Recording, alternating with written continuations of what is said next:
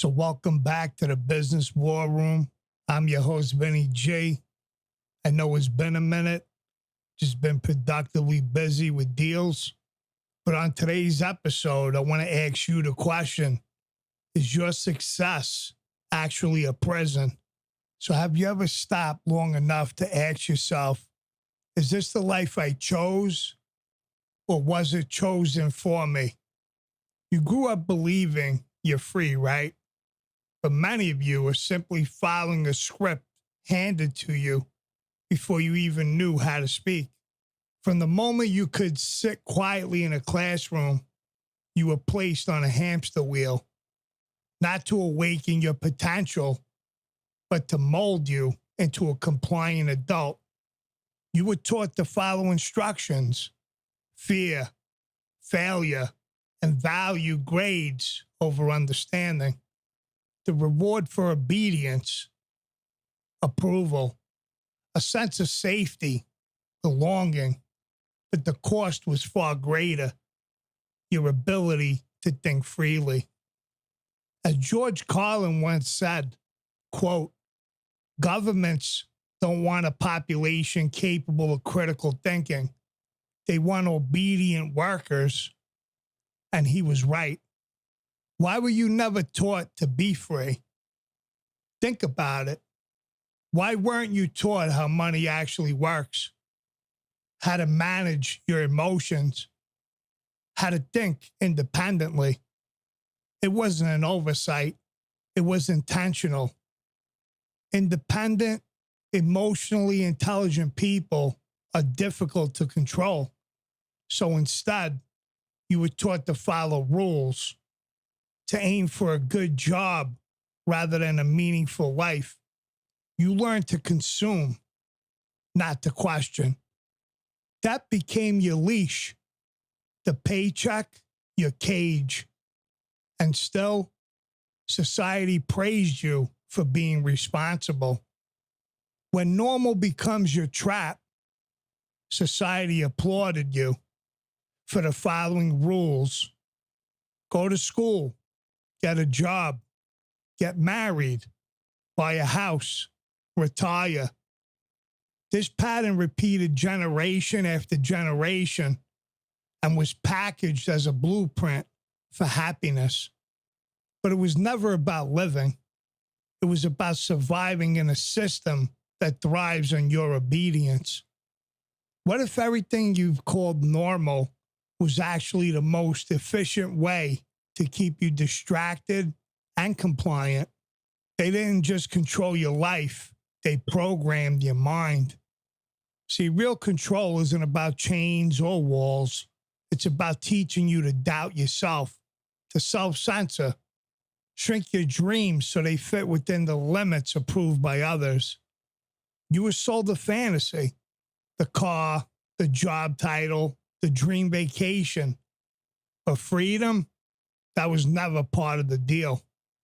Most people choose comfort over clarity because it's easier to blend in than to stand out. And when you live on autopilot long enough, obedience begins to feel like safety. So why does real freedom terrify people? Here's the uncomfortable truth. Freedom isn't easy. It requires radical responsibility. It means no more blaming the system, your boss, or your parents. It means owning your life fully. And that scares people. Freedom doesn't come with a handbook. It doesn't come with guarantees. It means stepping off the path and into the unknown.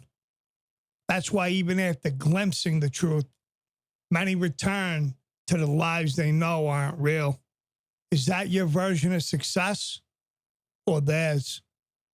Let's be honest. The version of success most people chase was never truly theirs. It was sold to them. You weren't born dreaming of corner offices, luxury watches, and curated vacation photos. You learned to want those things from ads, influencers, and systems that needed you chasing, not questioning. But real success, it's quiet, it's personal, it feels like peace. It's the ability to say no to what doesn't serve you and yes to what does, even if no one else claps. As Carl Jung wrote, quote, "The privilege of a lifetime is to become who you truly are." So ask yourself, who would I be if I wasn't afraid? You don't have to burn down the system. Just stop feeding it. Now, this ain't about rebellion for its own sake. It's about waking up. It's about realizing that the life you were handed might not be the life you want. Once you see that you can begin the slow, intentional work of unlearning, of asking different questions, of rewriting your narrative, disobedience, when it comes from awareness, isn't chaos, it's clarity. The pain and power of awakening. Now, let me be clear. Waking up is hard. You'll lose comfort, you'll lose approval, and you'll lose illusions. But you'll gain something priceless, yourself.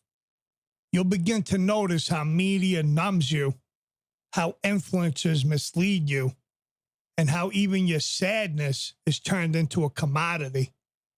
How often you unknowingly contributed to your own confinement, and how easy it is to lull others back to sleep.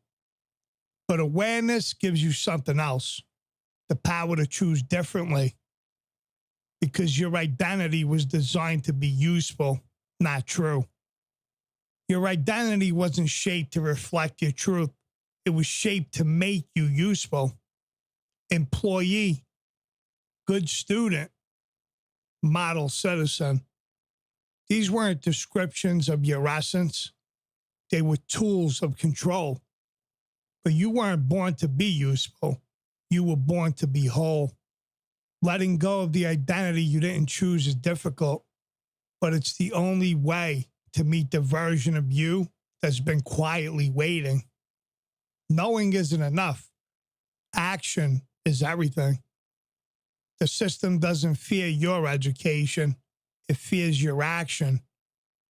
Now, you can read all the right books and speak all the right truths, but if your daily life still aligns with the status quo, you haven't truly broken free. Knowing isn't freedom. Doing is. Every day, you vote with your time, your attention, your money, your silence. Every action is a statement of allegiance. So ask yourself this: are you choosing for yourself or for the system? The voice you've been ignoring. Yes, there is a voice inside you. You've heard it before. Maybe late at night, maybe during a quiet walk. It whispers, there has to be more than this. That voice is not broken. It's not rebellious. It's you, the part of you that remembers what it felt like to be alive and undomesticated. Now, if this episode stirred something in you, that's not a coincidence. That's recognition. The revolution isn't loud. It's personal. You don't need a stage to resist.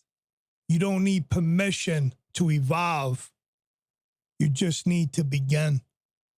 Awakening isn't a finish line.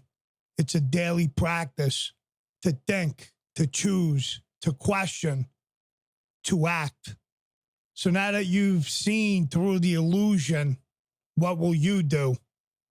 Will you keep performing, or will you finally listen to the one voice they couldn't silence, your own? Because freedom was never something they could give you. It was always yours to claim. I want to thank you all for tuning in to another episode of the Business War Room. Please check us out on social media, subscribe to the podcast, and see you on the next one. Peace.